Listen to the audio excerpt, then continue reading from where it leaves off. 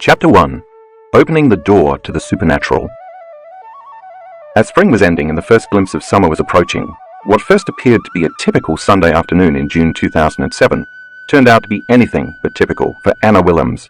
The French doors from the living room to the garden were open wide, and the thin white curtains danced lightly in the breeze as scents from the garden floated inside. Streams of sunlight shone brightly all around Anna as she lounged comfortably. A chorus of birds chirped and trilled outside, and Anna could hear the distant melody of children's laughter and playful splashing coming from a neighbor's swimming pool. Anna's 12-year-old son reclined on the sofa, reading a book, and she could hear her 11-year-old daughter in the room directly above her, singing to herself as she played. As psychotherapist, Anna worked as a manager and board member for a major psychiatric institution in Amsterdam, whose profits totaled more than 10 million euros annually. She often caught up on professional reading on the weekends, and on this day, she was sitting in her red leather chair reading a journal article.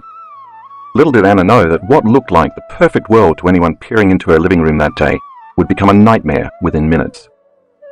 Anna felt a bit distracted, noticing that her attention wasn't fully engaged in the material she was attempting to study. She set her papers down and paused, suddenly wondering again where her husband had gone. He had left the house early that morning while she was taking a shower. Without saying where he was headed, he had simply disappeared.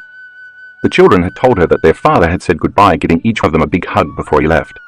She tried to reach him on his cell phone many times, but he hadn't returned her calls. She tried one more time. No answer. Something definitely felt odd. At 3:30 p.m. the doorbell rang, and when Anna opened the front door, she found 2 police officers standing outside. "Are you Mrs. Willems?" one of them asked. When she confirmed she was indeed Mrs. Willems, the officers asked if they could come in and talk to her. Concerned and a bit confused, she complied.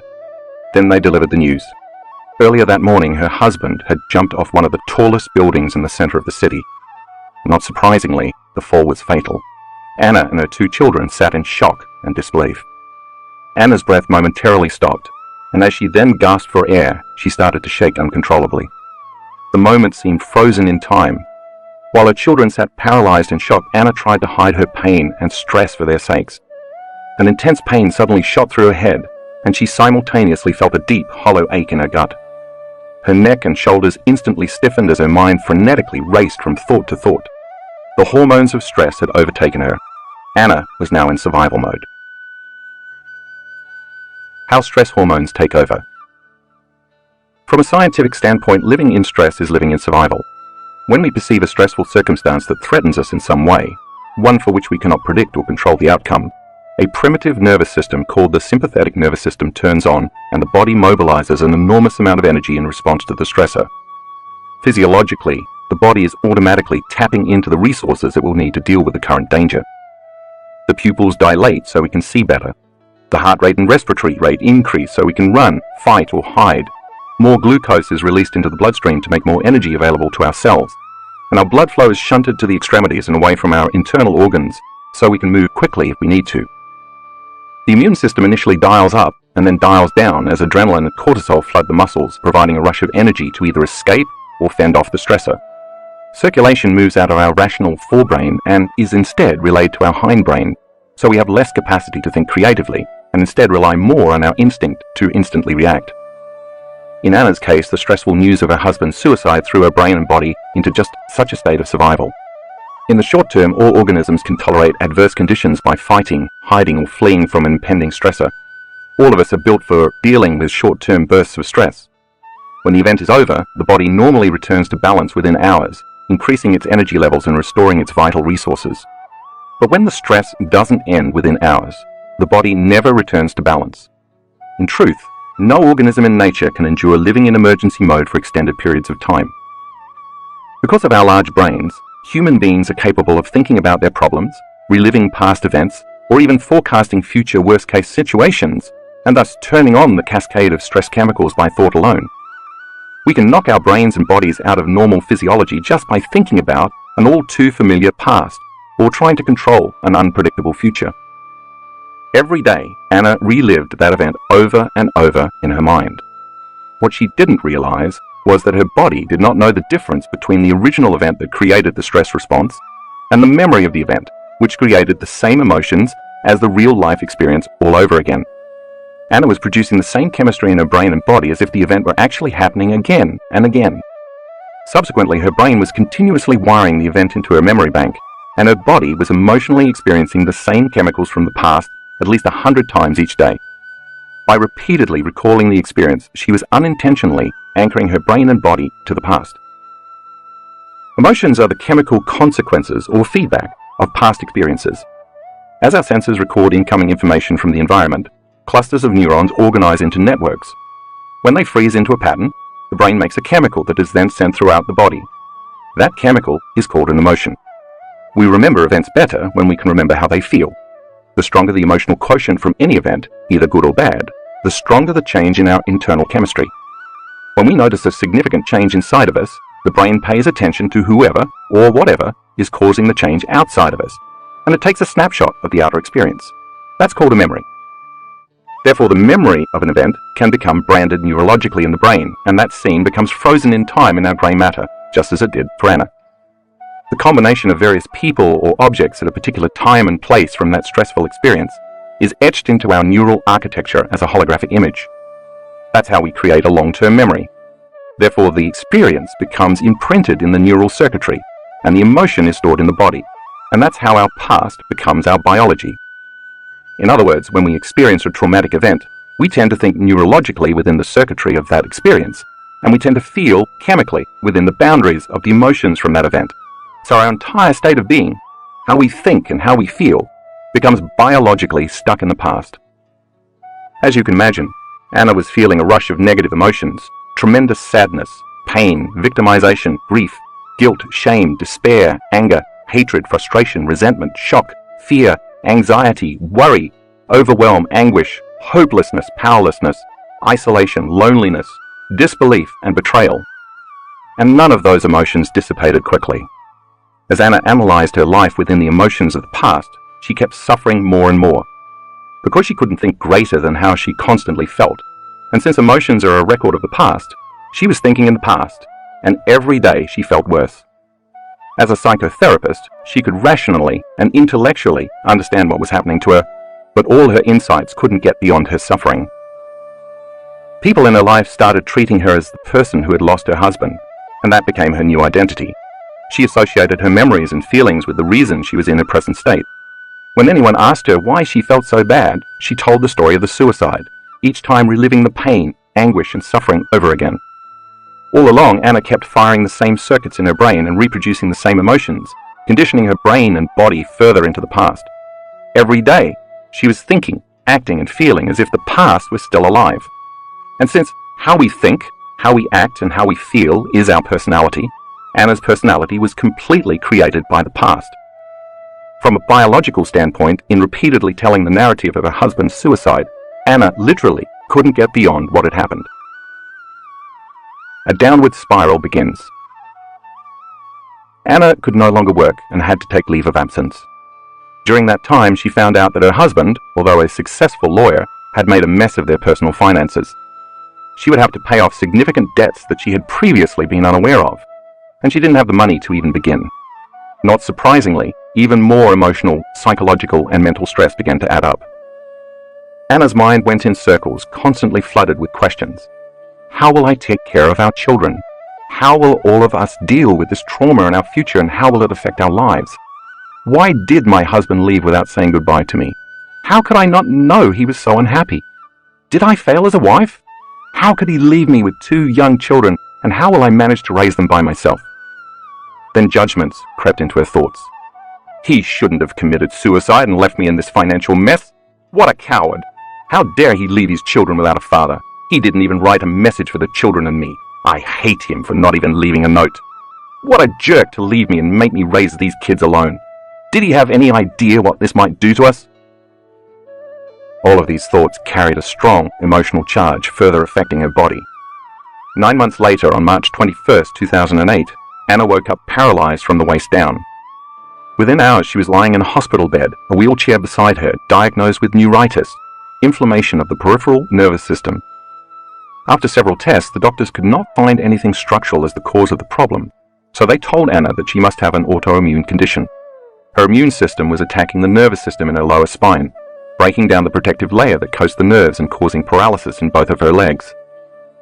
She could not hold her urine, had difficulty controlling her bowels, and had no feeling or motor control in her legs and feet.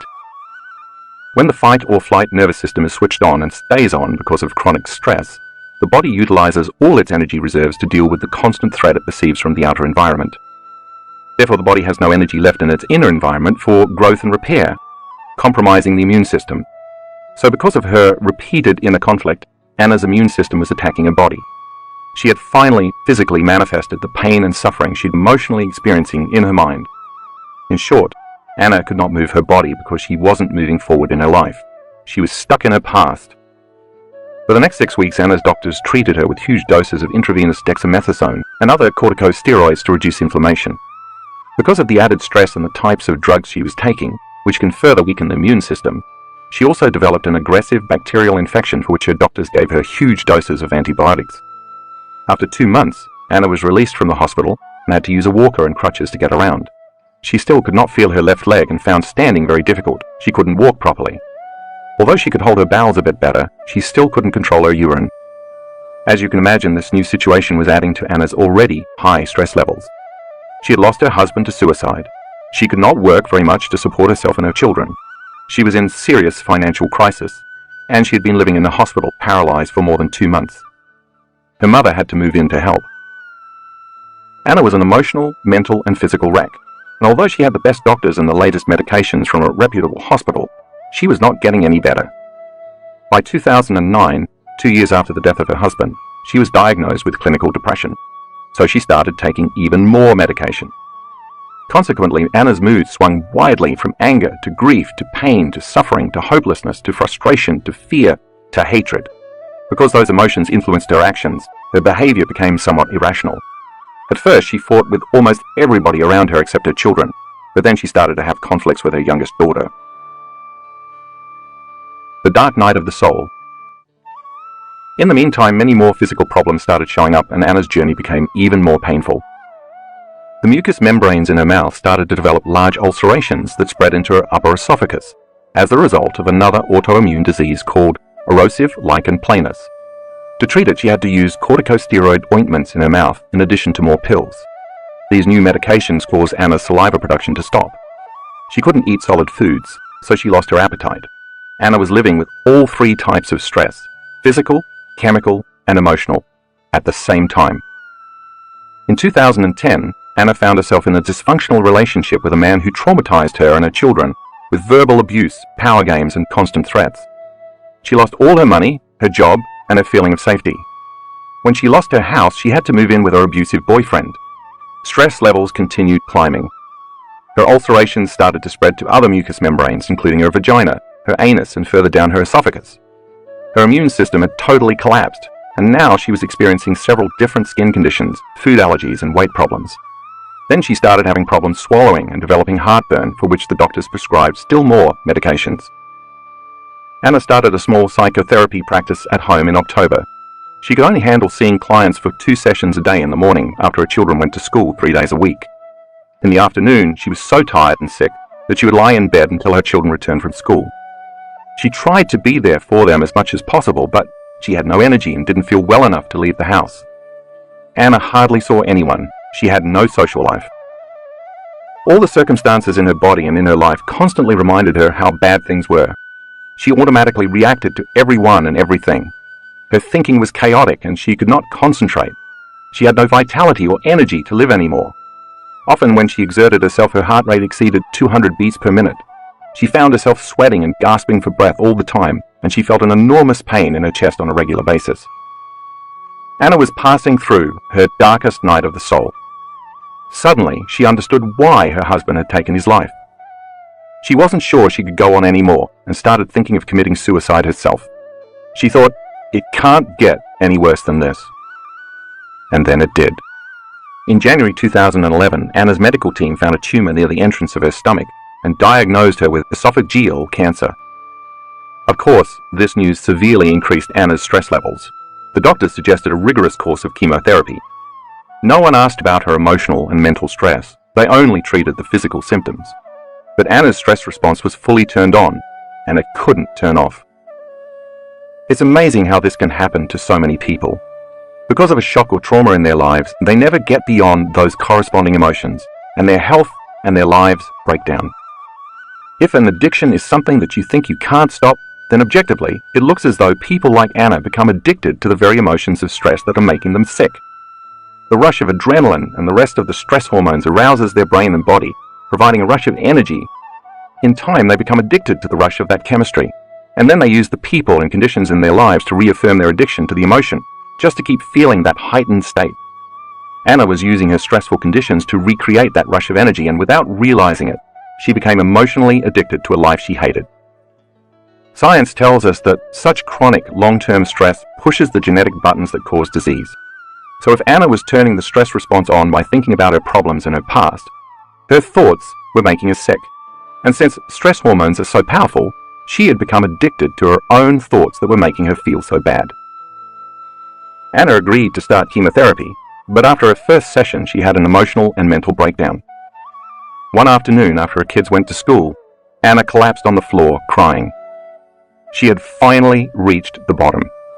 It occurred to her that if she continued this way, she would not survive for long, and she would leave her children alone without either parent.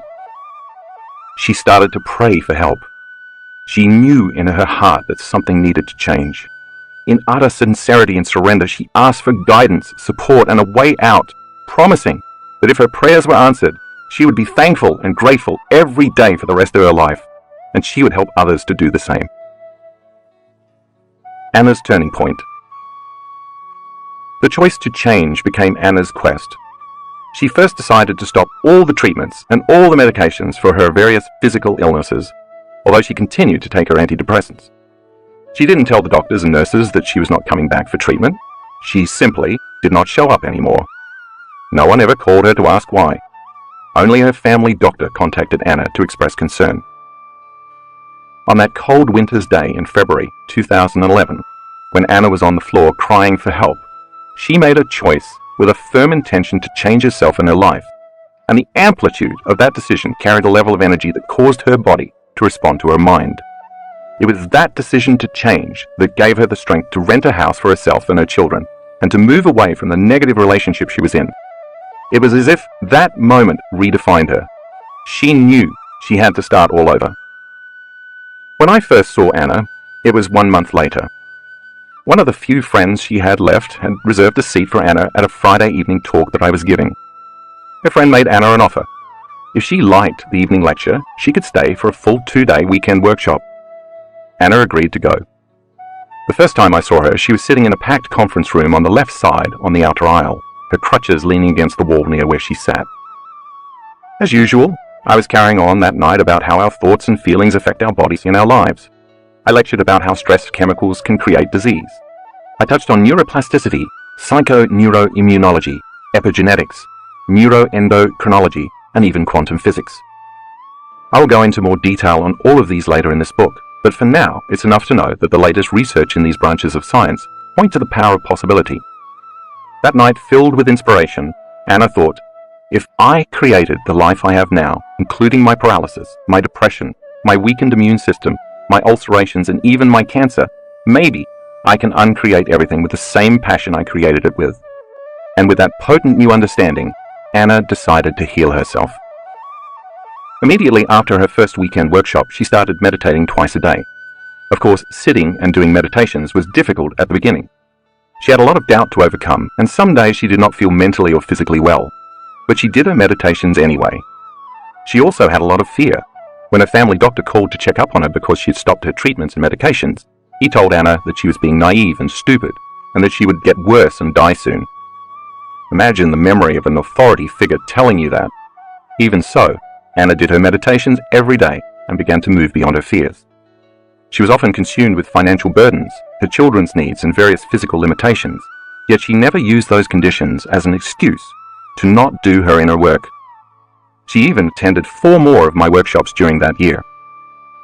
By going within and changing her unconscious thoughts, automatic habits, and reflexive emotional states, which had become hardwired in her brain and emotionally conditioned in her body, Anna was now more committed to believing in a new future than believing in her same familiar past.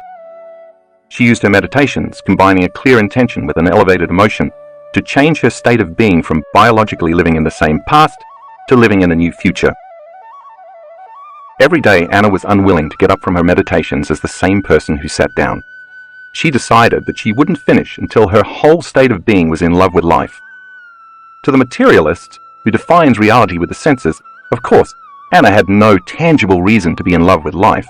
She was a depressed, widowed, single parent who was in financial debt and had no real job. She had cancer and suffered from paralysis and ulcerations in her mucous membranes. And she was in a poor living situation with no partner or significant other and no energy to tend to her children. But in the meditations, Anna learned that she could teach her body emotionally what her future would feel like ahead of the actual experience. Her body, as the unconscious mind, did not know the difference between the real event and the one she was imagining and emotionally embracing. She also knew, through her understanding of epigenetics, that the elevated emotions of love, joy, gratitude, inspiration, compassion, and freedom could signal new genes to make healthy proteins affecting her body's structure and function. She fully understood that if the stress chemicals that had been coursing through her body had been turning on unhealthy genes, then by fully embracing those elevated emotions with a passion greater than the stressful emotions, she could turn on new genes and change her health. For a year, her health didn't change very much, but she kept doing her meditations. In fact, she did all the meditations I designed for students. She knew it had taken several years to create her current health conditions, and so it would take some time to recreate something new. So she kept doing the work, striving to become so conscious of her unconscious thoughts, behaviors, and emotions that she would not let anything she did not want to experience slip by her awareness. After that first year, Anna noticed that she was slowly starting to get better mentally and emotionally. Anna was breaking the habit of being herself, inventing a whole new self instead. Anna knew from attending my workshops that she had to move her autonomic nervous system back into balance, because the ANS controls all the automatic functions that happen beyond the brain's conscious awareness: digestion, absorption, blood sugar levels, body temperature, hormonal secretions, heart rate, and so on. The only way she could slip into the operating system and affect the ANS was to change her internal state on a regular basis. So first, Anna began each meditation with the blessing of the energy centers. These specific areas of the body are under the control of the ANS. As I mentioned in the introduction, each center has its own energy or frequency, which emits specific information or has its own consciousness, its own glands, its own hormones, its own chemistry, its own individual little mini brain, and therefore its own mind. Each center is influenced by the subconscious brain sitting under our conscious thinking brain.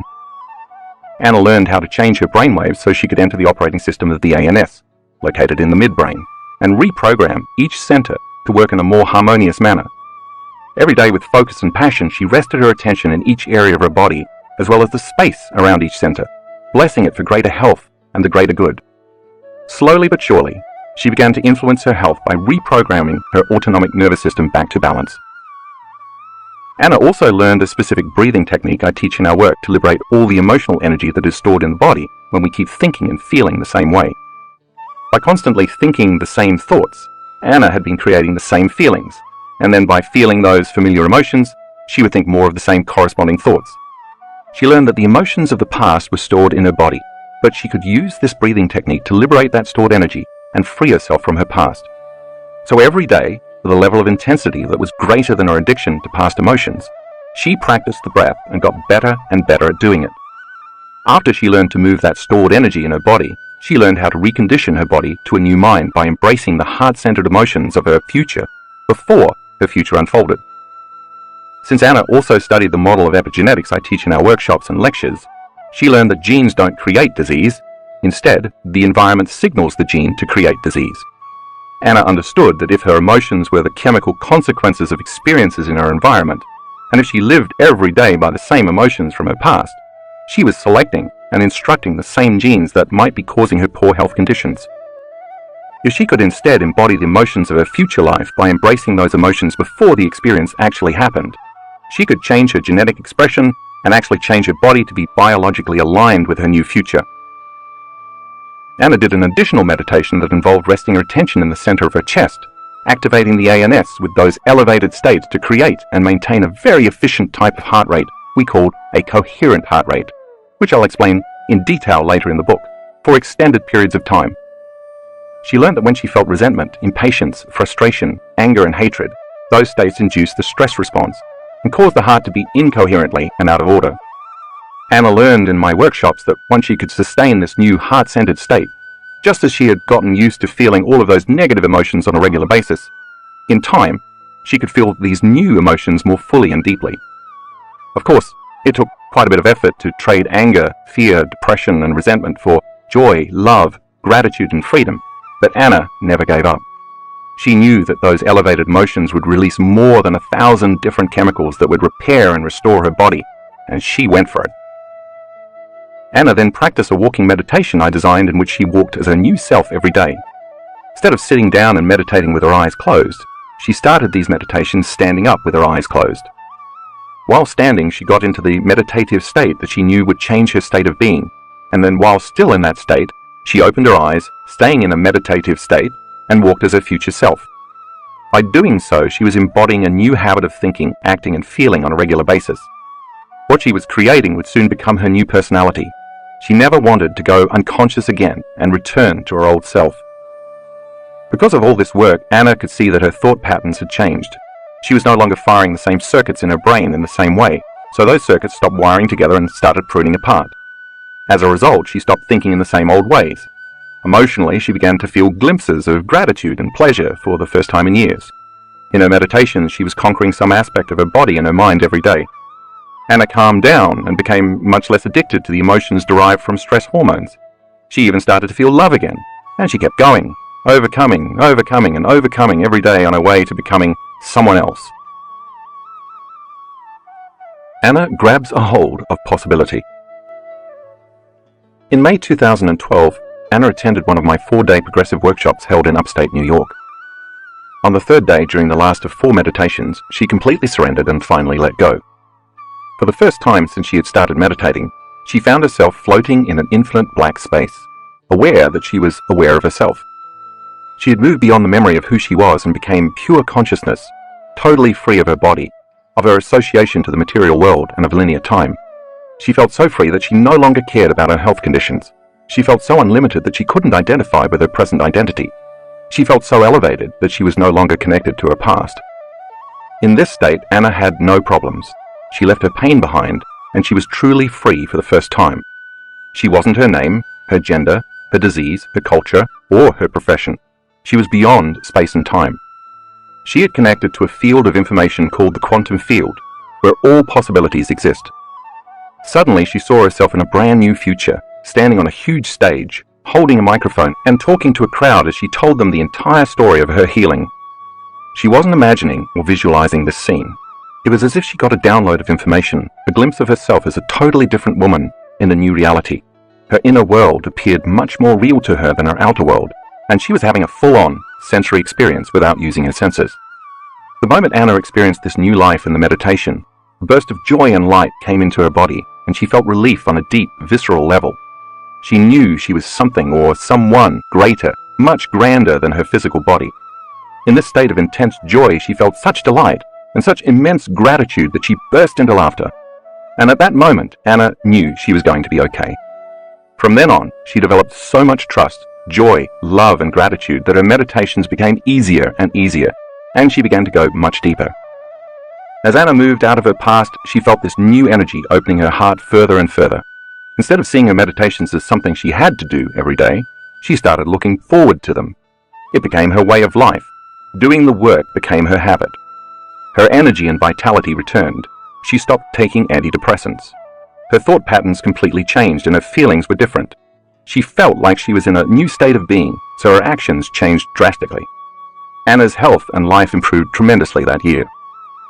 The next year, she attended several more events. By keeping connected to the work, Anna started to develop relationships with more people in our community, and she received more and more support to keep her going on her journey back to health. Like many of our students, she sometimes found it challenging not to take a few steps back into the old programs and the old patterns of thinking, feeling, and acting once she returned home after a workshop. But even so, she kept doing her meditations every day. In September 2013, Anna's doctors gave her a very thorough medical checkup that included many different tests. 1 year and 9 months after a cancer diagnosis, and 6 years after her husband's suicide, Anna's cancer had completely healed and the tumor in her esophagus had vanished. Her blood tests showed no cancer markers. The mucous membranes in her esophagus, vagina, and anus were completely healed. Only a few minor problems remained. The mucous membranes in her mouth were still slightly red, although she no longer had any ulcerations, and because of the medication she had taken for the ulcerations, she still didn't produce saliva. Anna had become a new person who is healthy. The disease existed in the old personality.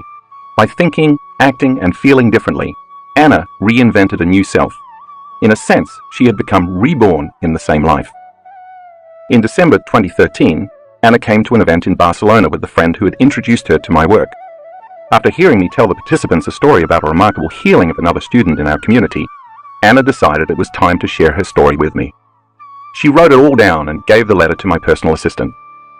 Like many letters I get from students, the first line read, "You are not going to believe this." After I read what she'd written, the next day, I asked Anna to come up on stage and share her story with the audience. And there she was, a year and a half after the vision she'd had during her meditation in New York, unbeknownst to me, standing on a stage, talking to an audience about her journey healing herself. After the Barcelona event, Anna was inspired to work on her mouth even more. About 6 months later, I was lecturing in London, and Anna attended. I spoke in detail about epigenetics. Suddenly, a light went on for Anna. I've healed myself of all these medical conditions, including cancer, she thought. I should be able to signal the gene for my mouth to produce more saliva. A few months later, during another workshop in 2014, Anna suddenly felt saliva dripping in her mouth. Ever since then, Anna's mucous membranes and her saliva production have returned to normal. The ulcerations never came back. Today, Anna is a healthy, vital, happy, stable person with a very sharp and clear mind. Spiritually, she has grown so much that she goes very deep in her meditations and has had many mystical experiences. She is living a life full of creation, love, and joy.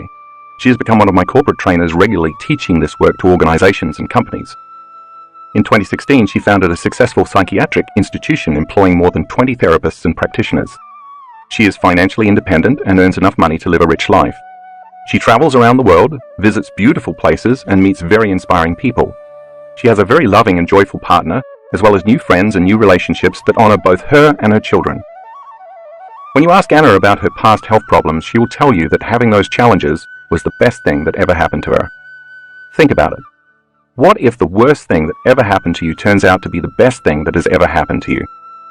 She often tells me that she loves her present life, and I always respond, of course you do. You created your life every day by not getting up from your meditations until you were in love with that life. So now you get to love your life. It was through the course of her transformation that Anna had, in effect, become supernatural. She had overcome her identity, which was connected to her past, and she literally created a new, healthy future, and her biology responded to a new mind. Anna is now the living example of truth and possibility, and if Anna healed herself, so can you. Getting mystical. Healing all sorts of physical conditions may be a very impressive benefit of doing this work, but it's not the only one. Because this book is also about the mystical, I want to open your mind to a realm of reality that will be just as transformative as healing, but that works on a deeper and different level. Becoming supernatural can also involve embracing a greater awareness of yourself and who you are in this world, and in other worlds as well. Let me share some stories about this from my own life to illustrate exactly what I mean, and to show you what is possible for you too.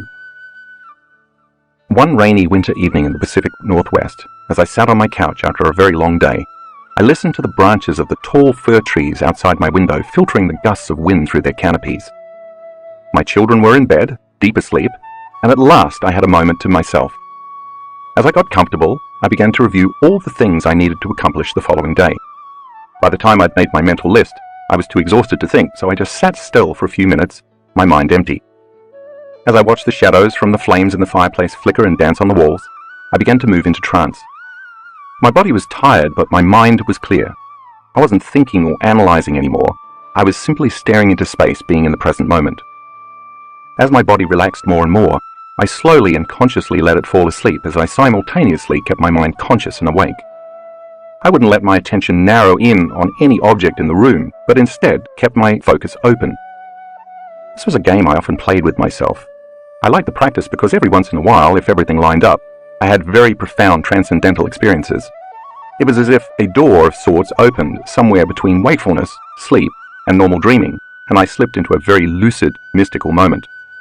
I reminded myself to not expect anything, but to simply stay open. It took a lot of patience to not rush it or get frustrated or try to make something happen, but instead to slowly slip into that other world. That day I had finished writing an article about the pineal gland. After spending several months researching all the magical derivatives of melatonin that this little alchemical center had up its sleeve, I was overjoyed about linking the scientific world and the spirit world. For weeks my entire mind had been consumed with thinking about the role of the pineal metabolites as a possible connection to the mystical experiences most ancient cultures knew how to elicit, such as Native American shamanic visions, the Hindu experience of samadhi, and other similar rituals involving altered states of consciousness. Some concepts that had been loose ends for years had suddenly clicked for me, and my discoveries left me feeling more whole. I thought I was one step closer to understanding the bridge to higher dimensions of space and time. All the information I had learned inspired me to a deeper awareness about what is possible for human beings. Yet I was still curious to learn more, curious enough to move my awareness to where the pineal gland existed in my head. I casually thought, speaking to the gland, "Where are you anyway?" As I rested my attention in the space the pineal gland occupies in my brain, and as I was drifting off into the blackness, suddenly, out of nowhere, a vivid image of my pineal gland appeared in my mind as a three-dimensional round knob. Its mouth was wide open in a spasm, and it was releasing a white milky substance. I was shocked by the intensity of the holographic image, but was too relaxed to be aroused or react, so I simply surrendered and observed. It was so real. I knew what I was seeing before me was my own tiny pineal gland. In the next instant, a huge timepiece appeared right in front of me. It was one of those old-fashioned pocket watches with a chain, and the vision was incredibly vivid. The moment I put my attention on the timepiece, I received very clear information. I suddenly knew that linear time as I believed it to be, with a definite past, present, and future, was not the way the world really works. Instead, I understood that everything is actually happening in an eternal present moment. In this infinite amount of time, there exist infinite spaces, dimensions, or possible realities to experience. If there is only one eternal moment happening, then it makes sense that we would have no past in this incarnation, let alone no past lives. But I could see every past and future like I was looking at an old-fashioned piece of movie film with an endless number of frames, with the frames representing not single moments but windows of limitless possibilities that existed as scaffolding and went on in all directions forever. It was much like looking into two mirrors opposite one another and seeing infinite spaces or dimensions reflected in both directions. But to understand what I was seeing, imagine that those infinite dimensions are above and below you, in front and behind you, and to your left and to your right. And each one of those limitless possibilities already existed. I knew that by putting my attention on any one of those possibilities, I would actually experience that reality. I also realized I wasn't separate from anything. I sensed oneness with everything, everyone, every place, and every time. I can only describe it as the most familiar, unfamiliar feeling I've ever had in my life. The pineal gland, as soon as I understood I was being shown, serves as a dimensional timepiece that, when activated, can dial into any time. When I saw the hands of the timepiece move forward or backward, I understood that, like a time machine set to any particular time, there is also a reality or a dimension to experience in a particular space. This amazing vision was showing me that the pineal gland, like a cosmic antenna, had the ability to tune into information beyond our physical senses and to hook us up to other realities that already exist in the eternal moment. While the download of information I received seemed limitless, no words exist that can completely describe the magnitude of this experience. Experiencing my past and future selves simultaneously. As the hands of the watch moved backward to a past time, a dimension of space and time came to life. I immediately found myself in a reality relevant to me personally, although amazingly, that past moment was still occurring in the present moment I was experiencing while sitting on my couch in the living room. I next became aware that I was in a physical space at that specific time. I observed myself as a young child, again, while simultaneously having the experience of being the adult me on the couch. The child version of me was about 7 years old and had a very high fever. I remember how much I loved fevers at that age because I could go deep within and have the kind of abstract dreams and visions that often come with the delirium produced by high body temperatures. This specific time I was in my room in bed with the covers up to the bridge of my nose, and my mother had just left the room. I was happy I was alone.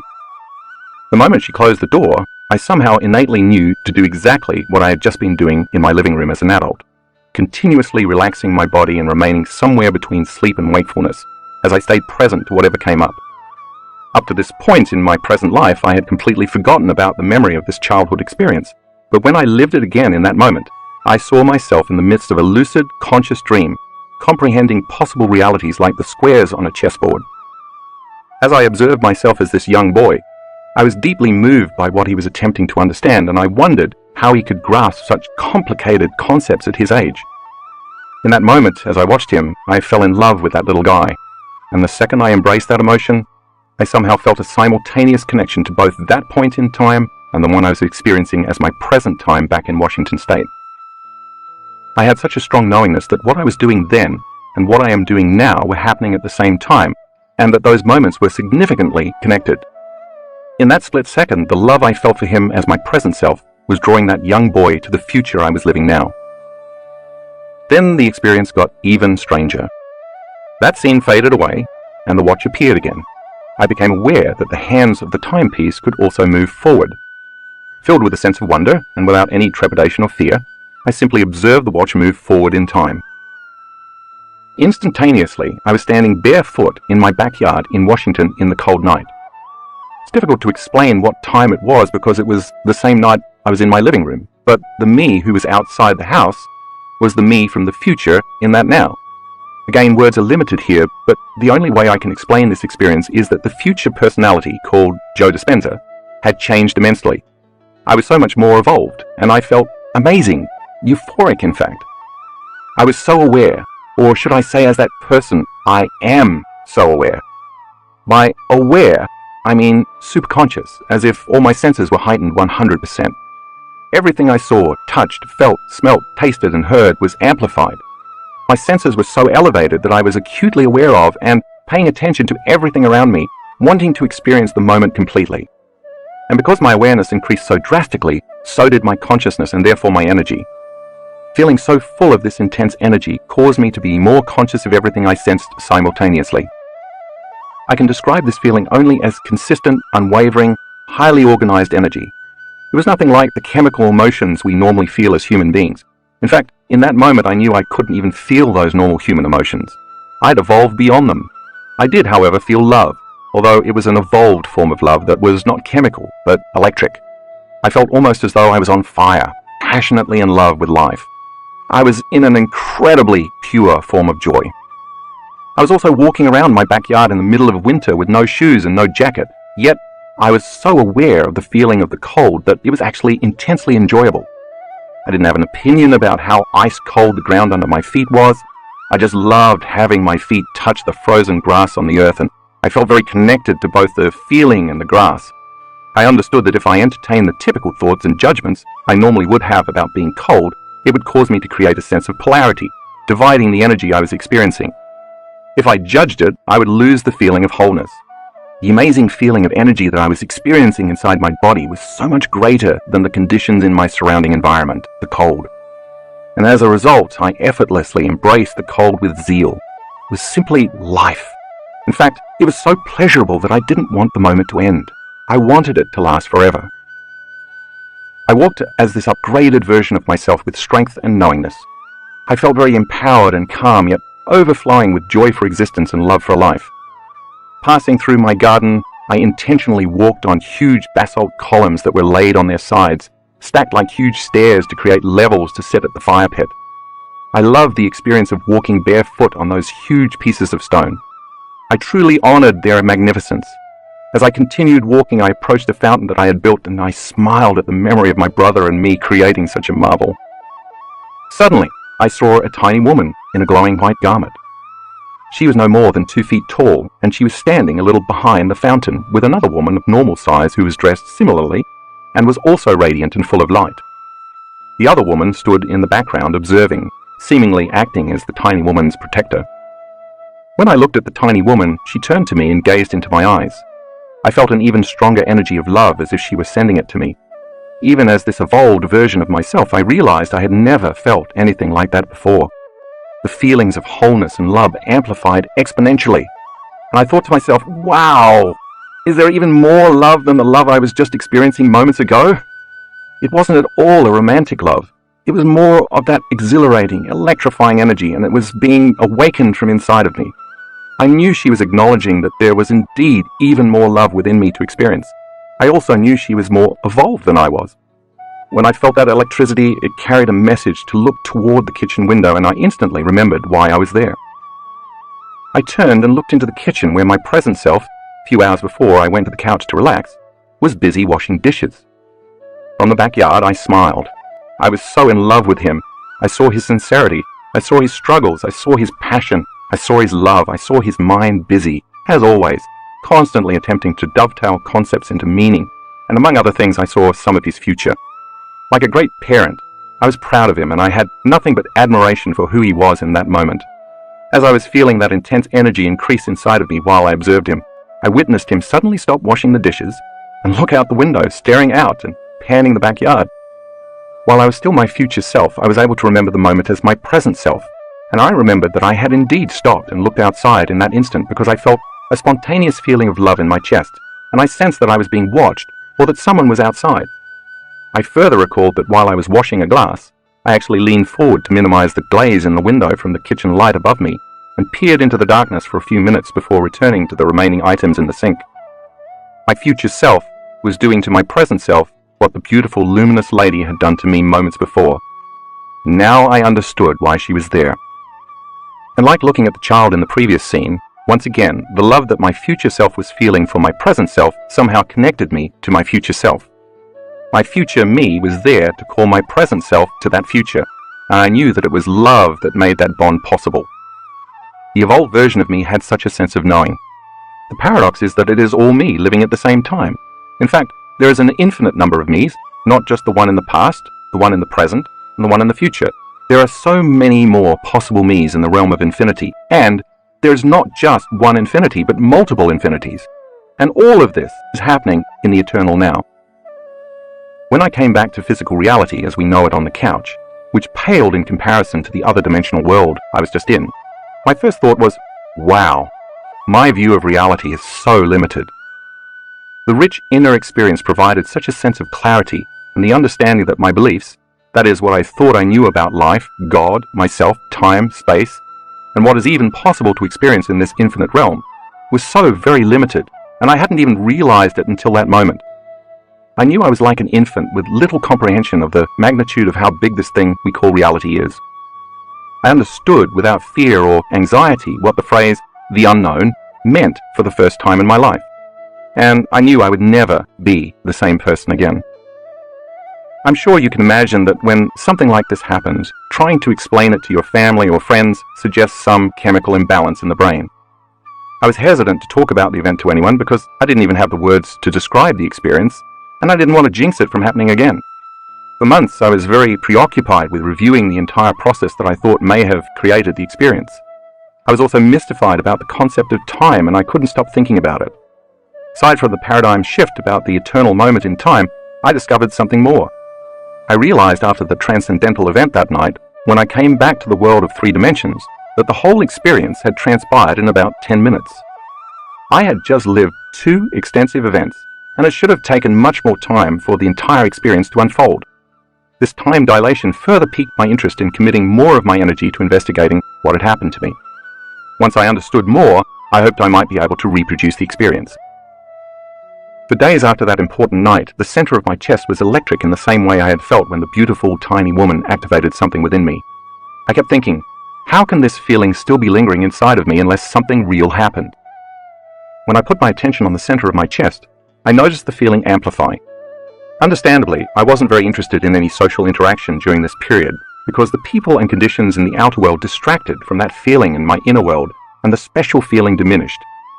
In time, it finally faded completely, but I never stopped thinking about the idea that there is always more love to experience, and that the energy I had embraced in that realm still lived within me. I wanted to activate it again, but I didn't know how. For a long time, even though I tried and tried to reproduce the experience, nothing happened. I now realized that the expectation of the same outcome, combined with the frustration of trying to force it to happen, is the worst combination for creating another mystical experience, or anything for that matter. I became lost in my own personal analysis, trying to figure out how it occurred and how I could make it happen again. I decided to add a few new approaches. Instead of trying to recreate the experience in the evening, I decided to wake up early in the morning and meditate. Since melatonin levels are the highest between 1 a.m. and 4 a.m., the mystical chemical metabolites of melatonin are the very substrates responsible for creating a lucid event. I decided I would practice my inner work at 4 every morning. Before I share what happened next, I want to ask you to keep in mind that this was an unusually difficult time in my life. I was deciding whether it was worth it for me to continue to teach. I'd experienced a fair amount of chaos in my life after appearing in the 2004 documentary What the Bleep Do We Know? I was considering stepping away from the public world and disappearing into a simpler life. It seemed so much easier just to walk away. Living a past incarnation in the present moment. One morning, about an hour and a half after I started my meditation in a seated position, I finally reclined.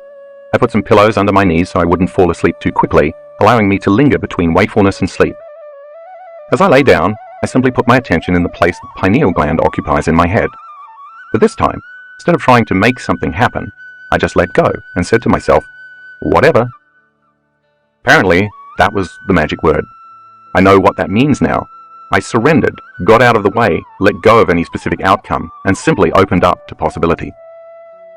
The next thing I knew, I was experiencing myself as a stout man in a very hot region of the world that seemed to be what we now call Greece or Turkey. The terrain was rocky, the ground was parched, and stone buildings like those in Greco-Roman times were interspersed with many small tents made of brightly coloured fabrics. I was wearing a one-piece skirted burlap garment that fell from my shoulders to my mid-thighs, and I had a thick rope tied around my waist like a belt. I wore sandals roped up to my calves. I had thick curly hair and my body felt strong. My shoulders were broad and my arms and legs were muscular. I was a philosopher and a long-time student of some charismatic movement. I was simultaneously the self in that experience and my present self observing me in that particular time and space. Again, I was way more conscious than normal. I was super conscious. All my senses were heightened and I was very aware of everything. I could smell the familiar musk of my body and could taste the salt of my perspiration dripping from my face. I loved the taste. I felt grounded in the physicality and strength of my body. I was aware of deep pain in my right shoulder, but it did not consume my attention. I saw the brightness of the blue sky and the richness of the green trees and mountains, as if I were living in Technicolor. I heard seagulls in the distance, and I knew I was near a large body of water. I was on a pilgrimage and mission of sorts. I was traveling about the country teaching the philosophy that I had studied and lived by my whole life. I was under the tutelage of a Grand Master whom I loved very deeply because of the care, patience, and wisdom he had given me for so many years. It was my time now to be initiated and to deliver a message to change the minds and hearts of the culture. I knew that the message I was disseminating was counter to the current beliefs of that time, and that the government and religious orders of the day would challenge me. The main message of the philosophy I studied would free people from living in any type of obligation to something or someone outside of them. It would also inspire individuals to demonstrate a code of principles that would empower them to have more enriched and meaningful lives. I was passionate about this idealism, and I worked daily to live in alignment with the doctrines. Of course, the message would omit the need for religion and for any dependence on governments, and it would free people from personal pain and suffering. As the scene came to life, I had just finished addressing a crowd in a relatively populated village. The gathering was just breaking up when suddenly, several men quickly moved through the masses to arrest me. Before I could even try to escape, I was seized. I knew that they had planned their strategy well. If they had begun to move about while I had been talking to the crowd, I would have spotted them. They timed it perfectly. I surrendered without resistance, and they took me to a prison cell where I was left alone. Locked in a small stone cube with narrow slits for windows, I sat there knowing my destiny. Nothing I could do would prepare me for what was about to happen. Within 2 days, I was taken to the center of the city where hundreds of people gathered. Many of them the same people who had listened to me speak just a few days earlier. But now, they eagerly anticipated the chance to watch my trial and impending torture. I was stripped to a small cloth undergarment and then strapped to a large horizontal stone slab with large grooves notched into the corners through which ropes slid. The ropes had metal cuffs on the ends that were fastened to my wrists and ankles. Then it began. A man standing to my left started to crank a lever that moved the slab slowly from a horizontal position forward to a more vertical position. As the stone block moved upward, the ropes pulled my limbs tighter in all 4 directions. When I made it to about 45 degrees, the real pain began. Someone who seemed to be a magistrate yelled out, asking me if I would continue teaching my philosophy. I did not look up or answer. He then ordered the man to crank the lever further. At a certain point, I started to hear audible noises and pops, evidence of my spine dislocating in certain areas. As the observer of this scene, I watched the look on my face as the pain increased. It was like looking into a mirror and seeing myself. I became acutely aware that it was me on that slab. The metal cuffs around my wrists and ankles now tore into my skin, and the sharp metal burned. I was bleeding. One of my shoulders dislocated, and I heaved and grunted in pain. My body was convulsing and shaking as I tried to resist the tearing of my limbs by flexing and holding my muscles tight in resistance. Letting go would have been unbearable. Suddenly, the magistrate hollered out again, asking me if I would continue to teach. I had a thought. I will agree to stop teaching, and then when they let me down from this public display of torture, I will simply start again. I reasoned that this was the right answer. It would appease the magistrate and stop the pain and my death, while enabling me to continue my mission. I slowly shook my head from side to side in silence. Then the magistrate pressed me to verbally say no, but I would not speak. He then motioned quickly to the tormentor on my left to push the crank even harder. I looked down at the man as he turned the gears with a clear intention to hurt me. I saw his face, and as we looked into each other's eyes, I, as the observer, instantly recognized this person as someone in my present life as Joe Dispenza. The same person, but in a different body. Something clicked within me as I witnessed this scene. I recognized that this tormentor is still tormenting others, including me, in my current incarnation, and I understand that person's role in my life. It was an odd, familiar feeling or knowing, and it made perfect sense. As the slab accelerated upward, my lower back snapped and my body started to lose control. That was the moment that broke me.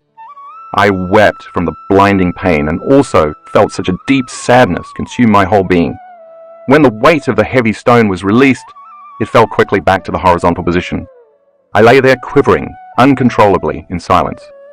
I was then dragged back to the small prison cell where I lay curled up in the corner. For 3 days I couldn't stop the flashbacks of my torture.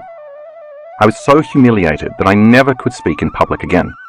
The very thought of returning to my mission created such a visceral response in my body that I stopped even thinking about it. One night they released me, and without being noticed, head down in utter shame, I disappeared. I was unable to look anyone in the eye ever again. I felt like I had failed in my mission. I spent the rest of my life in a cave by the sea, trapping fish and living in silence as a hermit. As I witnessed this poor man's plight and his choice to hide from the world, I understood that this was a message for me. I knew that in my present life I could not disappear or hide from the world again, and that my soul wanted me to see that I had to continue my work. I had to make the effort to stand up for a message and never again retract from adversity. I also recognized that I hadn't failed at all. I had done my best. I knew that the young philosopher still lived in the eternal present moment as a myriad of possible me's, and that I could change my future, and his, by never again being afraid to live for the truth instead of dying for it. Each of us has myriad possible incarnations that exist in the eternal present moment, all waiting to be discovered. When the mystery of the self is unveiled, we can wake up to the understanding that we are not linear beings living a linear life, but instead dimensional beings living dimensional lives. The beauty behind the infinite probabilities that await us is that the only way we can change those futures is to change ourselves in the present infinite moment.